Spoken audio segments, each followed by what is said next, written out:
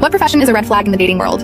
I went out on a date with an entrepreneur about 4 years ago, and the experience was traumatizing. He arrived late because he had to go home first to switch to his sports car. He pulled out his car key with a BMW logo and dropped it on the table. Rather than feeling impressed, I felt incredibly hungry after waiting half an hour for him to arrive. Throughout the night, he compared our date to his previous experiences in a condescending manner, saying things like he typically goes out with girls who are much skinnier. All I could say was, haha, is that so? He even talked about how as a business owner, he was high on the list of eligible bachelors with many options to choose from. Before I could respond, he proceeded to talk about how as a CEO, it was hard to find genuine connections since all the girls wanted him for his money. He added how success in the business world was something most women couldn't comprehend, and then paused before asking me about my profession. I told him how I was a nurse, and he randomly apologized, saying that if we were to get married, I wouldn't need to work. I sat there absolutely shaking with anger. He continued with how I would never be able to make real money as a nurse, and that I was basically just a fancy maid for sick people. In the middle of his speech, he called over a friend he had spotted across the room, and proceeded to hold a 15-minute long conversation about his amazing business in front of me. His friend appeared super uncomfortable. My date left the table when the food arrived to freshen up in the bathroom, and his friend took the opportunity to warn me to leave while I could. But before leaving, his friend added a few extra expensive liquor to the unpaid tab for the businessman, as an apology for what I went through. Unsurprisingly, that CEO continued having a hard time finding someone willing to marry